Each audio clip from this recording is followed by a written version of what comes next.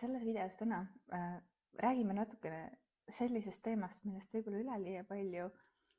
sageli juttu ei ole, aga millega kõik võib-olla ühel hetkel oma töös on vähemalt mingil määral kimpus olnud. Ehk siis sellest, et kuidas organiseerida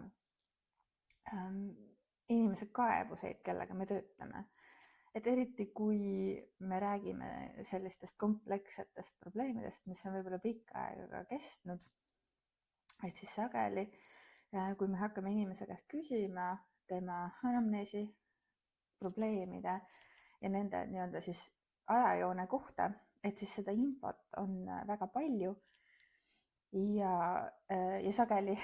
tekib lõpuks ka kliendistel endal segadus, kui me üritame lineaarselt järk-järgult seda infot jälgida ja kuulata.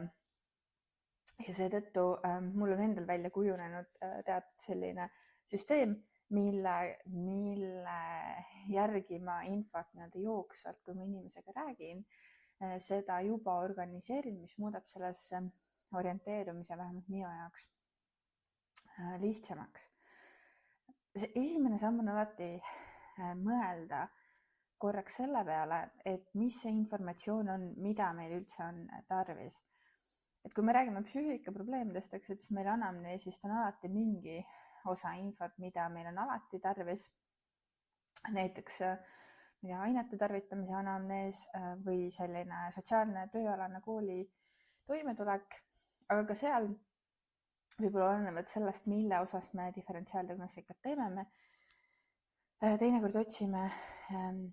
erinevat tüüpi informatsiooni, võib-olla veel lisaks sellele konkreetsele teemale, millest me räägime. Ja kuidas mina sellest mõtlen, on see, et kui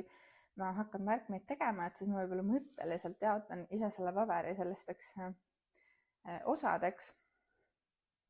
Ja kui inimene hakkab rääkima mulle erinevatest teemadest, mille kohta ma küsin, et siis ma hakkan ise juba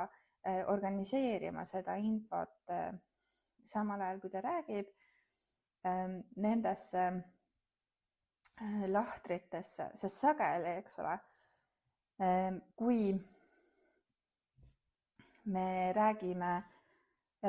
ühest mingist teemast, et siis me samal ajal puudutame erinevaid teisi valdkondi ka. Lihtsalt kui me üritame seda kõike lineaarselt kirjutada siia, nii nagu inimene meile seda räägib, et siis meil on pärast sageli raske seda jälgida ja meil tekib võib-olla selline kollektsioon üksikutest näidetest ja lugudest, mis ei ole sageli organiseeritud sellisel moel, mis aitaks meil diagnostiliselt või sisuliselt nendest teemadest aru saada. Et näiteks kui inimene räägib meile koolist, et tal oli õppeedukus hea ja ta istuma ei jäänud, aga näiteks, et me saame siit juba selle info, et meil põhikooli ajal oli ärevus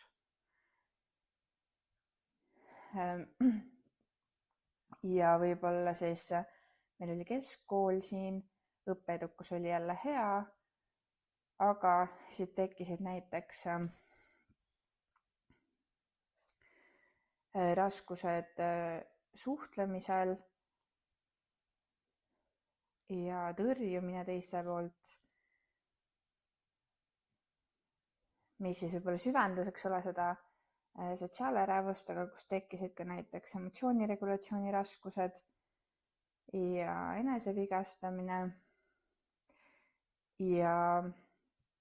saame siit ka juba teada, et keskkoolis hakkasin alkoholi tarvitama seoses nende suhtlemisraskustega, et oleks võib-olla lihtsam seltskonnas hakkama saada või toime tulla